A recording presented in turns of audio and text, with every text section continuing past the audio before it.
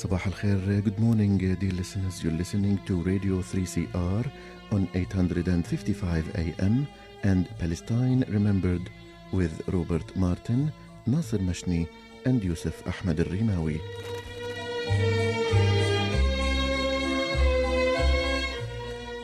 Palestine Remembered is Australia's only English-language radio program that is totally dedicated to Palestine. We'd like to welcome those listening on 855 and those that will join us on podcast at 3cr.org.au.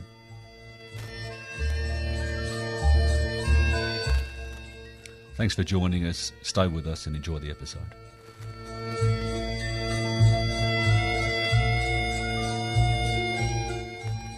Nasser and Robert, good morning.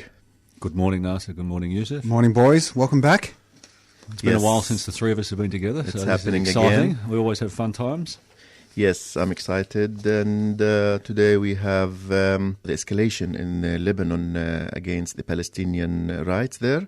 And also we will talk about what happened 10 days ago in Jerusalem, the demolition of more Palestinian houses.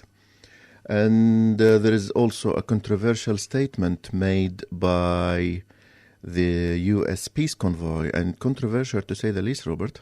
It's horrific. When you told me that just before, it's a horrific thing to say, that Israel is actually the victim in the whole story. What are we starting with, guys? Well, I think we're going to start with the situation for Palestinians in Lebanon. And we should, just to frame it, in 1948 through to 49 during the Nakba, tens of thousands of Palestinians in the north of Palestine were ethnically cleansed and forced north into Lebanon. And for, from 1948 through to 1982, Lebanon was a very safe place for the Palestinians. In fact, it was arguably Lebanon was the centre for Palestinian revolution, for the national movement there. And then in 1982, obviously with the dog Ariel Sharon invading Lebanon and ultimately culminating in the Sabra and Shatila massacres, and the expulsion of the PLO from Lebanon saw the end of Palestinian presence, but also resistance in, as we call them, the necklace countries. The necklace countries. Yes, Duwal al-Tawq. Yep, this is the word I was looking for. So, yeah. And one of the concerns of the late Yasser Arafat was, in fact, what would happen to the Palestinians if he left. And when we say he, we're talking him, but also the PLO fighters. What would happen to the Palestinians in Lebanon? It didn't take long for him to know. 2 weeks after the expulsion of PLO from Lebanon in 82, the massacre of Sabra and Shatila happened only 2 weeks later. And of course, following that, the war of camps, 1984, 1985, 1986, where the Palestinian refugees paid more blood just because there is no protector. There was no umbrella that or shield that stops the aggression against them. Yeah. So originally, about just over 100,000 Palestinians made it to Lebanon in 48.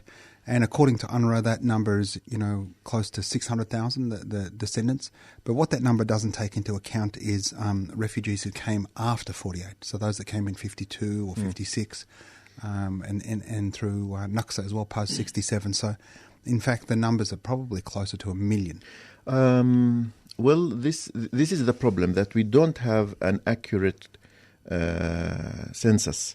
That really, the government in Lebanon is not very keen. I have spoken to the Palestinian Bureau of Statistics in an interview in Arabic, where the director said that we made several requests to the Lebanese government in 2016 and 2017 and 2018. You got nothing? To collaborate so that we can so we can do the count of how many Palestinians in Lebanon, but they were not very keen. It's not that they don't want to, no, but the priority, it is not an issue of priority to the Lebanese government. Well, we should. One of the challenges with Lebanon is, in fact, its constitution, as it mandates power amongst different religions. And we say that it's a problem. It's a problem from the outside looking in, with respect to equality under law and one person, one vote, and representation that is based on population. Now, Lebanon is a unique situation where the president is Christian Maronite has to Maronite. be by constitution. Yeah, and the prime minister is a Sunni.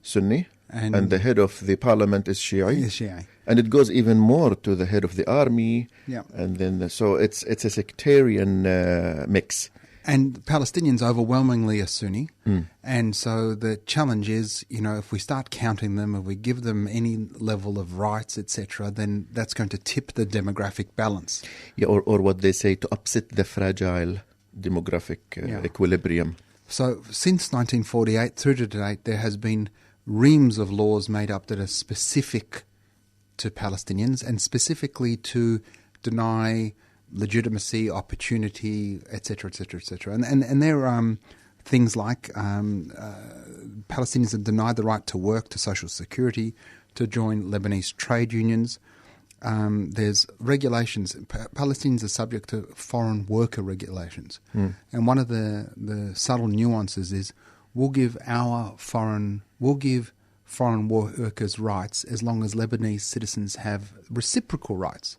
So a Thai worker can have rights within Lebanon predicated on the basis that the Lebanese government has rights in Thailand. So Palestinians can have rights in Lebanon if we can have reciprocal rights in Palestine. But because we are occupied... Because we're occupied and there is no government to give the reciprocity, the Palestinians within Lebanon are denied the same rights, not only of brother Arabs, but of non-Arabs and what they can have in Lebanon. If we want to talk about the Lebanese regulations and policies that targeted Palestinians only, there is this controversial legislation passed in 1996 by the Lebanese parliament that bans Palestinians from owning property. Yep. Up until 96, a Palestinian refugee can buy a flat in a building and register this flat under his or her name.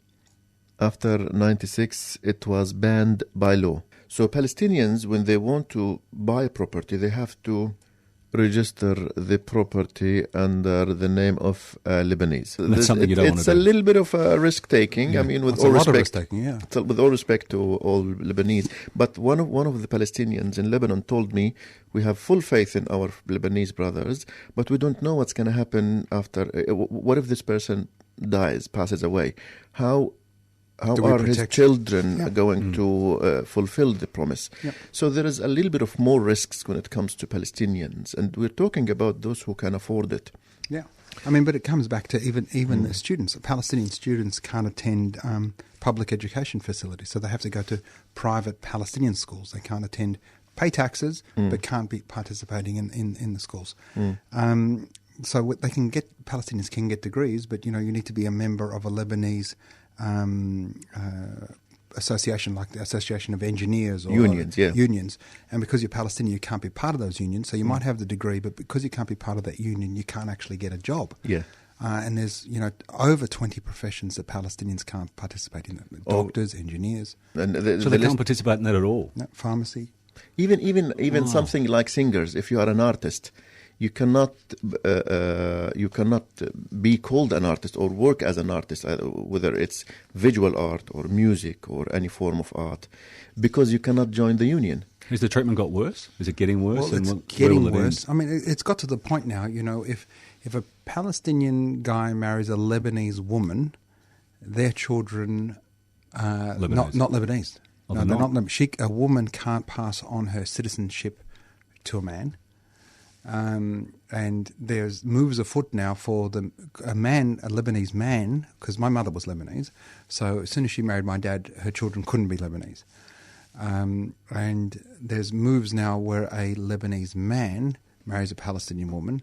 They want to start, saying, well, those kids aren't Lebanese. So to give a bit of context to that, Lebanese women in general who marry non-Lebanese men do not give their children the Lebanese citizenship. But because there has been in Lebanon some progress in civil rights and human rights, so there has been calls to give the Lebanese citizenship to the children of Lebanese women and to treat them on equal footing like Lebanese men.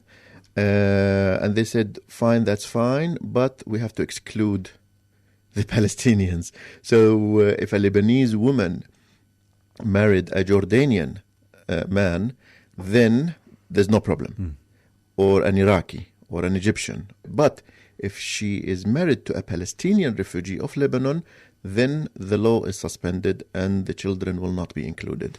So in nearly every aspect of human rights in Lebanon, the Palestinians have their own set of rules and regulations and policies that are only applicable to the Palestinians. Where to for the Palestinians now in Lebanon? Well, the past couple of weeks, perhaps maybe even a month now, we've seen some increased... Lebanon's got their very own Donald Trump, who's now starting to... this is the great lie. Donald Trump has convinced white people, poor white people in America, he's been able to convince them that the reason they're poor is because of brown people, not because of richer white people. Yeah. And so this message... Especially if this brown person is a migrant. Especially if he's a migrant, Abdul can't speak English. Abdul made his way there, struggled through a fence. Stealing your jobs. Can't, and he's got... Maybe you're just shit, Brad. Brad, maybe you're shit. But so this electoral spin that Donald Trump's mastered convinced poor white people that the reason they're poor is because of brown people or black people. And so they voted for him. Not that there's a richer white person sitting up on the train keeping them poor. That level of demagoguery is working. So, and it's working, whether it's the rise of, right-wing fascist-style politics in Brazil, in Italy, in Hungary, in France, in Britain, Boris Johnson. This guy's an absolute muppet in Greece.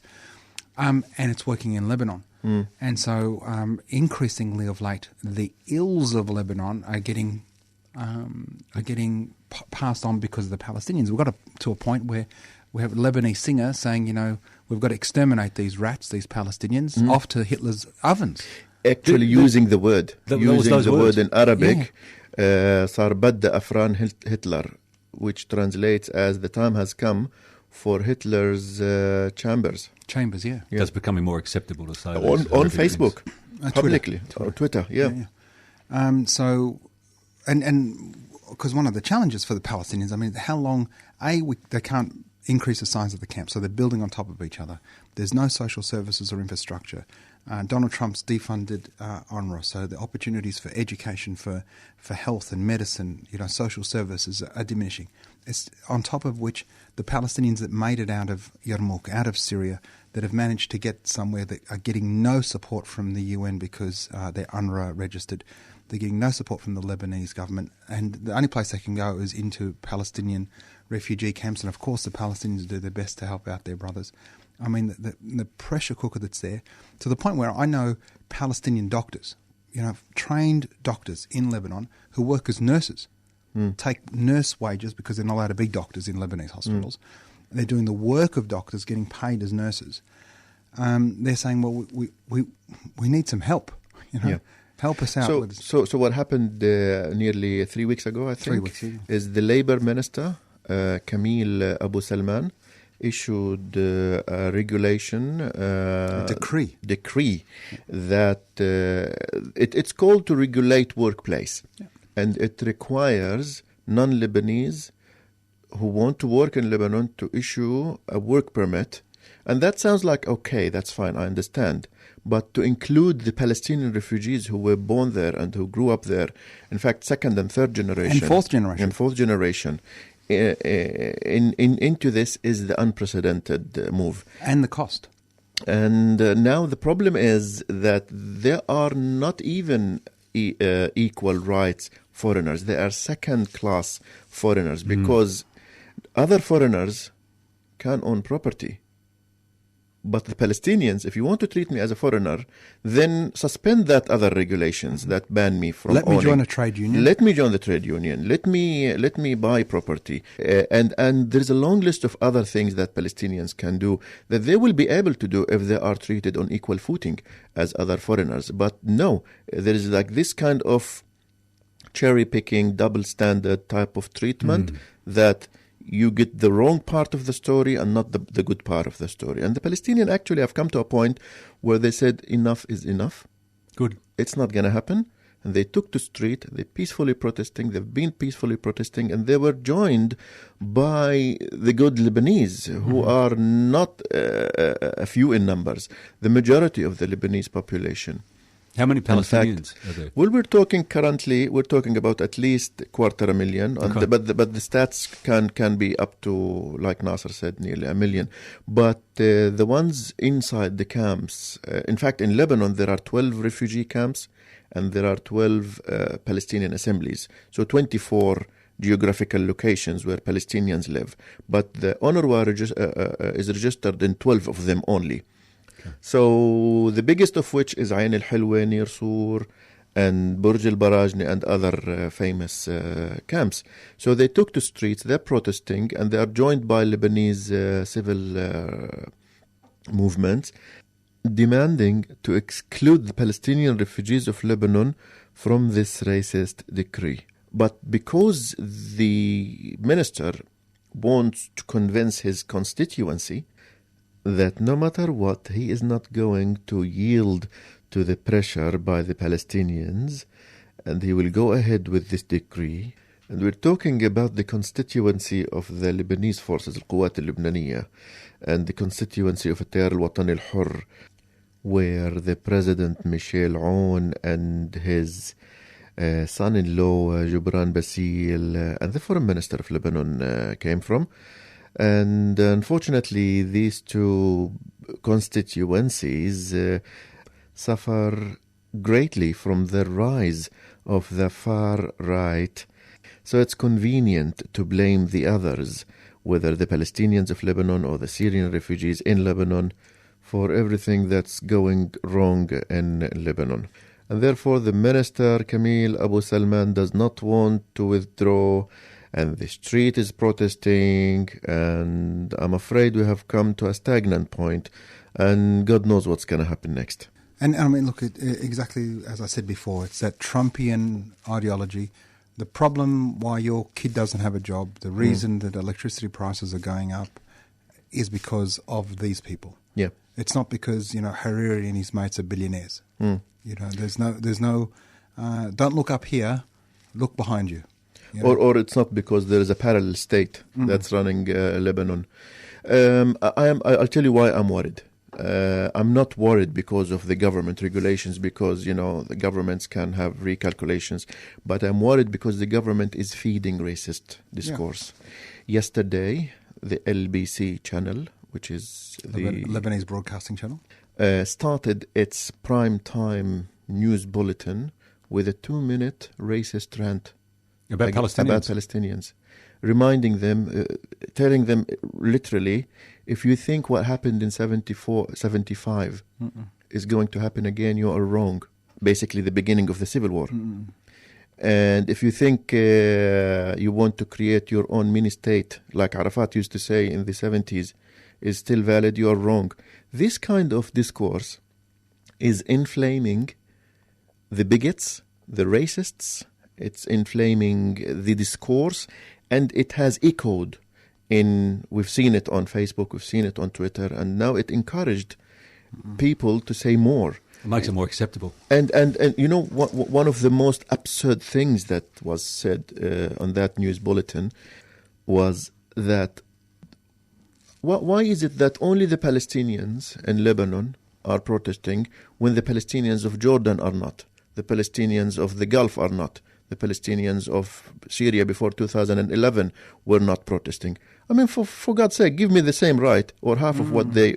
Well, half of what they have. Half what they have, and we'll stop protesting. Yeah. Treat me like Jordan treats the Palestinians, or Syria before 2011, or the Gulf treat the Palestinians, or Iraq, and then I'll stop protesting. So racist discourse is endorsed by the institutions now. Of course. And this is prime time television, and that's what's scaring me.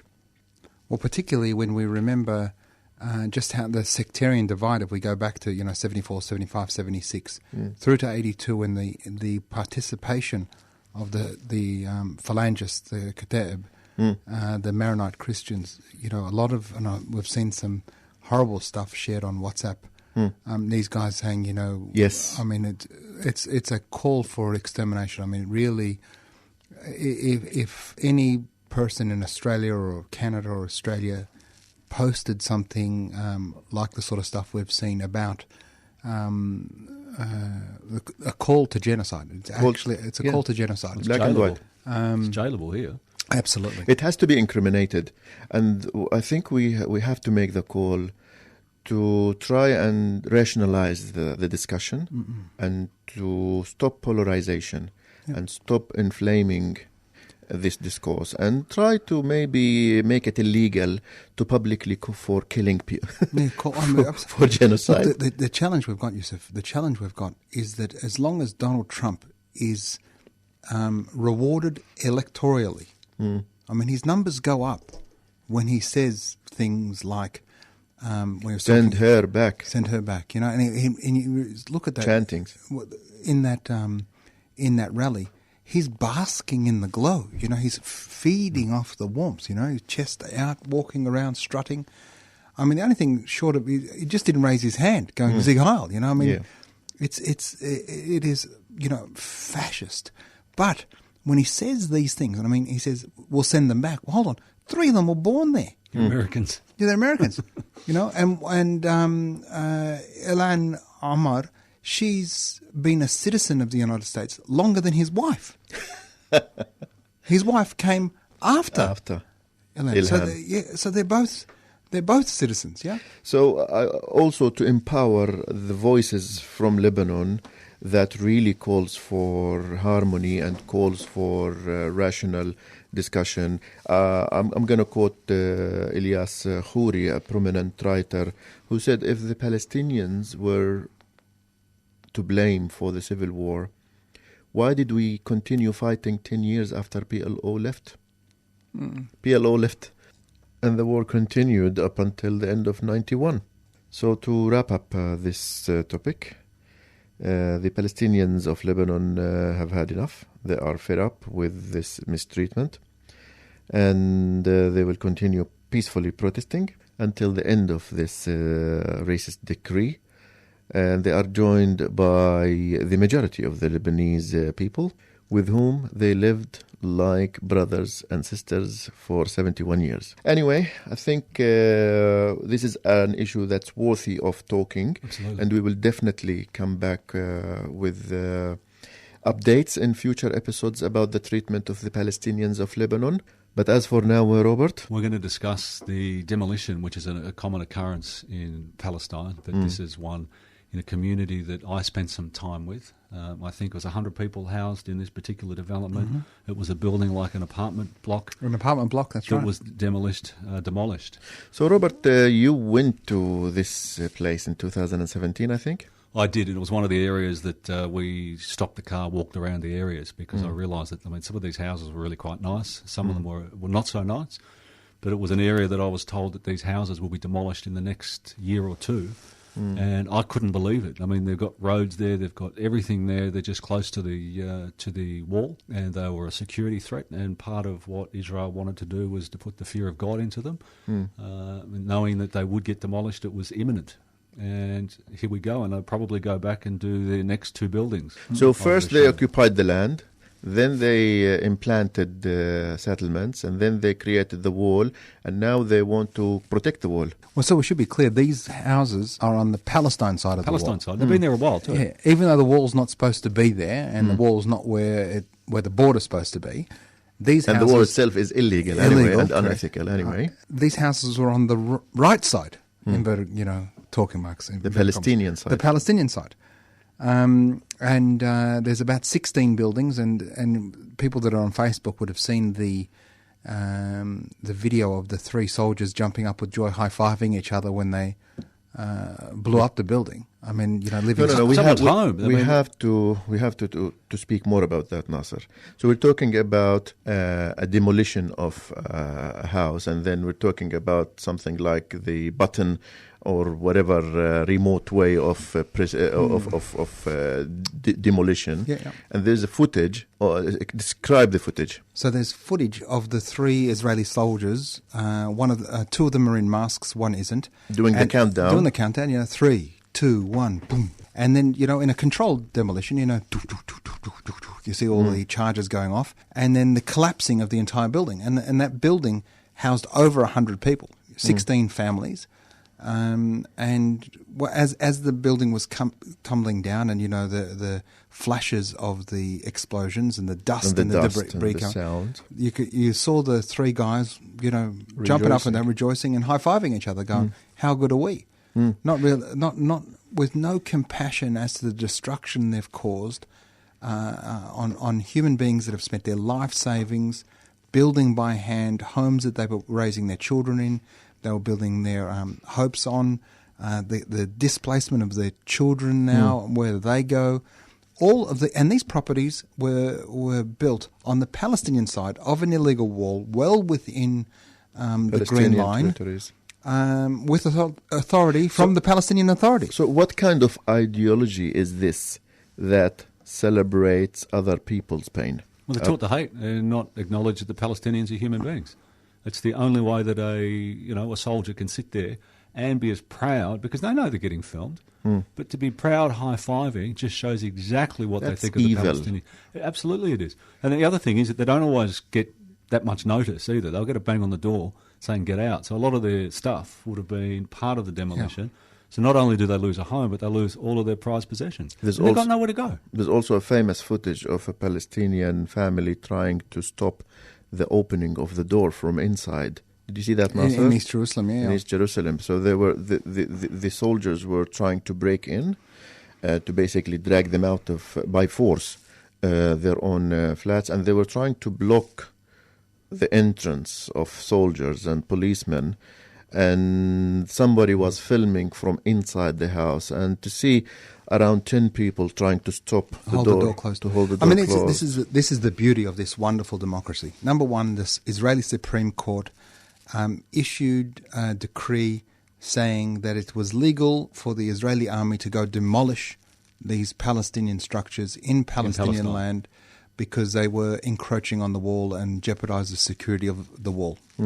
This same Supreme Court, which theoretically is of a different country, can then issue a decree and say this family is living in a home that was once owned by Jewish people prior to 1948, and they must now be evicted so that descendants of the original family can re-inhabit that property. This same Supreme Court, though, won't allow a Palestinian family to reclaim their West Jerusalem home. No Palestinian has the right to go to this same Supreme Court that will demolish a house inside Palestine. This same Supreme Court that will give a Palestinian home back to a Jewish settler, or to a Jewish settler, predicated on often phony paperwork and false claims and false titles. The same Supreme Court, although it's now in 3 different jurisdictions, Israel proper, the occupied East Jerusalem, and within the occupied territories in the West Bank, won't allow a petition from a Palestinian with all the documentation necessary to be able to reclaim their land within 48 Palestine or Israel. So it's only justice for Jews? Justice for Jews. This is the Israeli court. This is 2 rules for 2 people. It's called apartheid.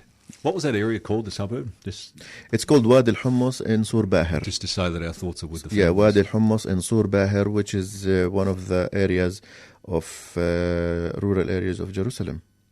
It's funny, Israel could have actually built the wall further away, but no, they wanted to go particularly near this village so they could get rid of the houses. Well, it's all pre-planned. All part of creating a larger landmass to Greater Jerusalem and to include as much dirt as possible with as little Palestinians as possible. We're going to have to leave the controversial statement by Greenblatt to next week. We have come to the end of the show. Lucky I mentioned it at the beginning. Yes, but we'll definitely talk about it. Well, we can talk about it next time, but just read the quote so people The can quote is that Israel is the victim in the Palestinian-Israeli conflict. And that's a great way to end the show. And So who leave says with- that? Who says that? The U.S. envoy, the U.S. peace envoy, Jason Greenblatt. Israel is the victim in the conflict. Yes. So we'll leave you with this. Try and On a digest sour it. note. Try and digest it until we meet next week. We'll discuss it further. This is Nasser, Robert, and Yusuf wishing you the best of time and salam. Bye.